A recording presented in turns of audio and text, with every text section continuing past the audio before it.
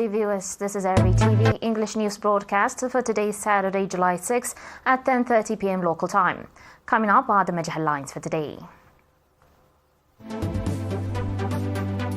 Asmara Technical School graduates 93 students. Vocational training organized for youth in Al-Urdat subzone. Around 40 killed in an attack on central Mali village.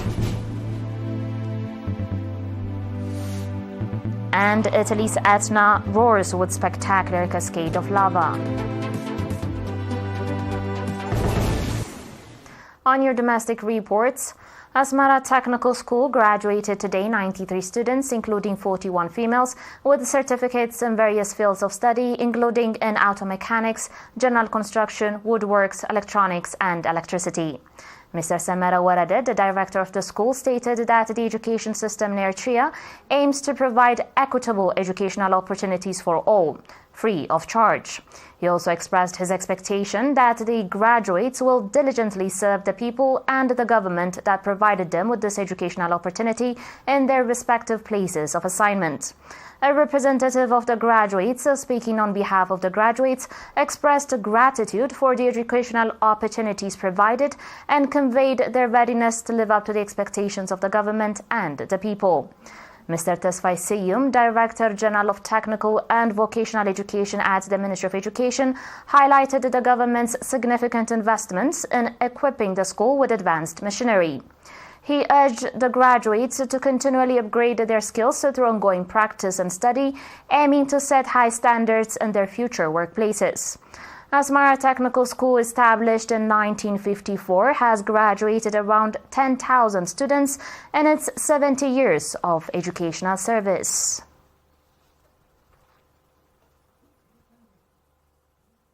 The National Union of Eritrean Youth and Students branch in Al-Urdat subzone has provided a 3-month training program in computer maintenance to 25 students.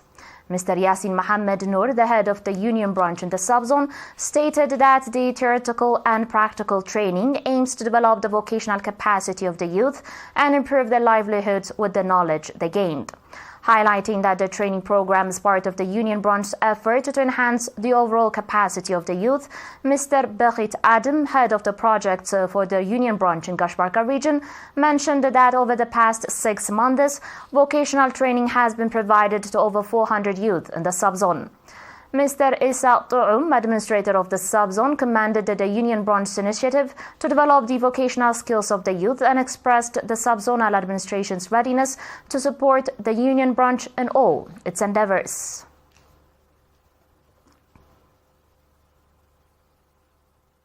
On your last local report, the National Union of Eritrean Youth and Students Week in the Central Region, which had been underway for 3 months under the theme Peace Anchored on Resilience, concluded colorfully on 5 July at a ceremony organized at Expo Hall. Mr. Samson Kifle, head of the union branch in the region, stated that the Youth Week, which was attended by representatives from all the subzones of the region, significantly contributed to the development of sports and educational activities among the youth. Mr. Robel Kabede, head of the organizational affairs for the union branch, explained that the main objective of the program was to create a conducive forum for the youth to develop their creativity. Approximately 2,000 youth participated in the program.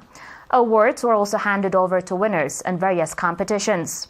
Mr. Salah Ahmeddin, chairman of the National Union of Eritrean Youth and Students, emphasized the importance of the program and called for its sustainability.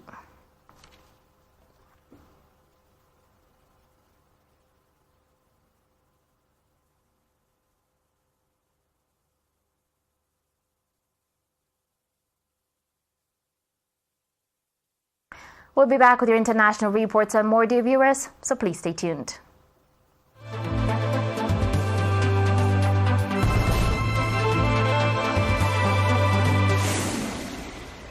Welcome back. Unidentified armed men have killed around 40 people in an attack on a village in central Mali. Local officials said that on Tuesday.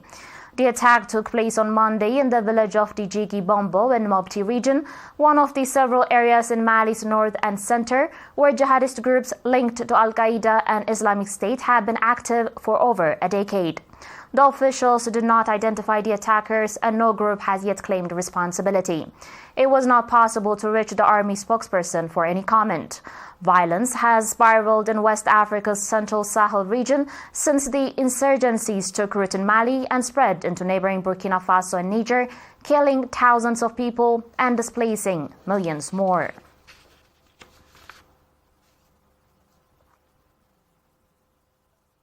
On today's final report, Etna's crater was back in action on Tuesday after a 4-year silence, with rigorous explosions and glowing shreds coming out from the top of the volcano.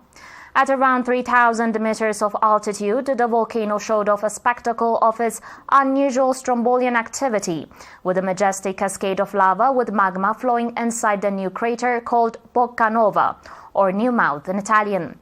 The volcanic activity from the two crates on the new cone has progressively intensified, allowing the cone to grow very rapidly. Etna and Stromboli are the most explosive volcanoes due to the composition of the magma. The 3,330-meter-high volcano Mount Etna, Europe's tallest active volcano, is believed to have the longest documented history of eruptions among all volcanoes, with records dating back to as early as 425 before Christ.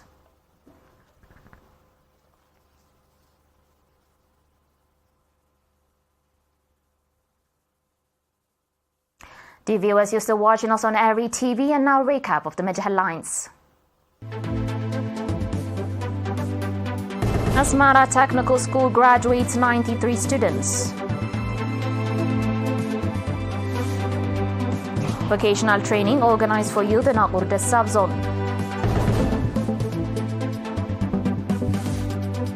Around 40 killed in an attack on central Mali village. And Italy's Etna roars with spectacular cascades of lava. The viewers, that was it for today. Thanks for watching.